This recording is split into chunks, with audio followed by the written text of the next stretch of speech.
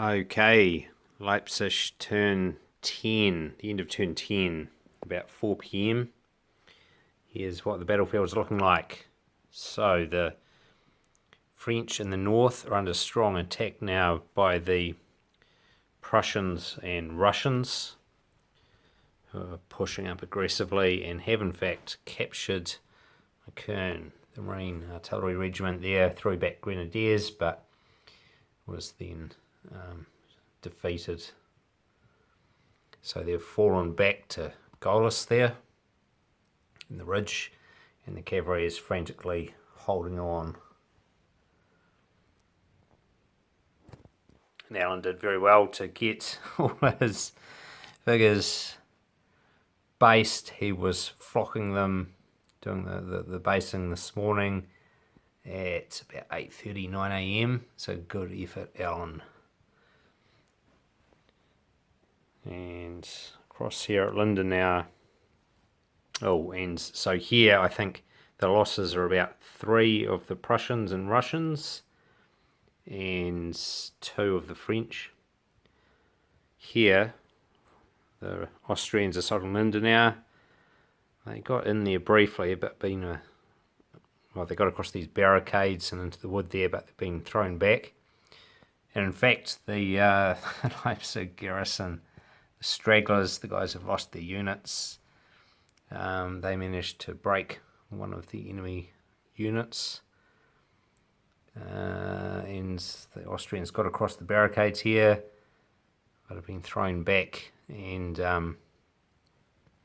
not keen to advance further with that cavalry there. That's the Baden Dragoons, and many of their units have taken casualties in this assault. So 4 units lost, 2 there, 4 Austrian units lost. Over here, Murvelt's has been really tricky to get across this river. They have inflicted casualties though. The Poles have lost their artillery in a unit. Osro's lost a unit. Murvelt's lost a couple of units, I believe. But McCleeberg still has not fallen. Kleist has taken a real hammering over here. The French cavalry's been quite aggressive. The Cuirassiers rode down some infantry and cavalry and artillery. They lost one of their own Cuirassier units, but they did a lot of damage. In the centre, so the Allies have been very successful.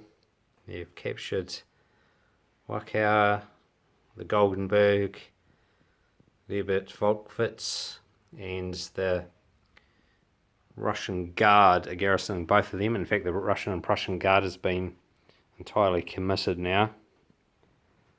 Though in reserve,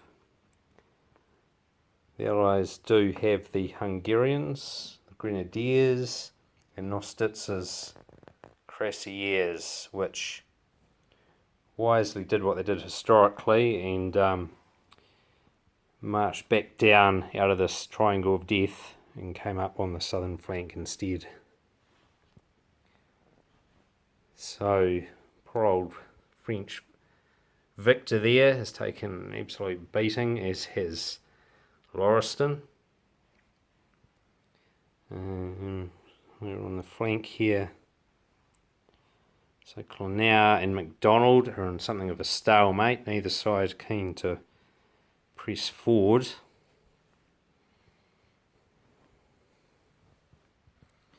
Some lancers and the heavy cavalry coming around. The dragoons. And so first Young Guard Corps did an initial assault here, trying to take Lebert Volkwitz, but failed. Here's the guard on the ridge. And that space there is where a Prussian Guard unit was, but it was run down by the Dutch Lancers from the Imperial Guard. And there's more Guard cavalry, Guard d'Honneur and the Empress Dragoons. not yet committed. That's the last of Lauriston's corps there. The back, some poor old conscripts. The Allied Guard. The Old Guard infantry. The Old Guard cavalry, not yet committed. And here, the French have committed their Guard artillery, pounding Liebert Volkwitz, and the line down here, it's the Saxon Cuirassiers. So historically, the French artillery at this time, I believe, was the Golgenberg. It was a bit of an artillery duel, and the cavalry and infantry were fighting over here, but it's kind of reversed in this game.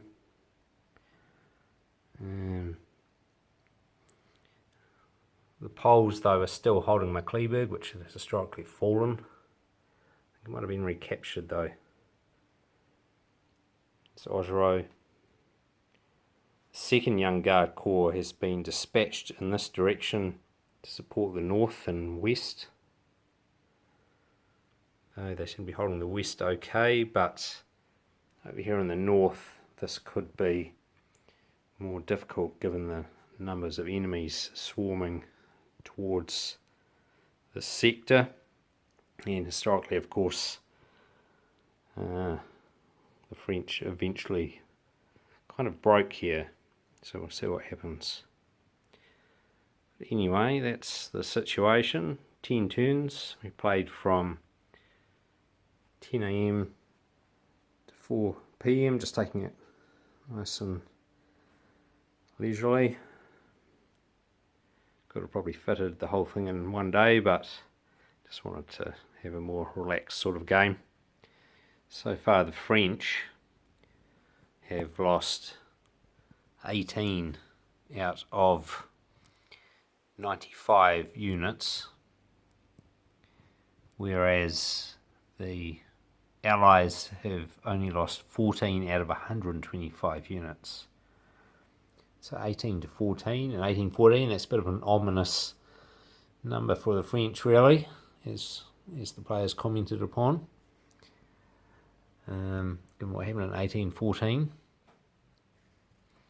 Though the Allies have committed their guard here and their grenadiers, and at least the infantry there have taken a reasonable amount of disorder, whereas the French Guard, other than 1st Young Guard,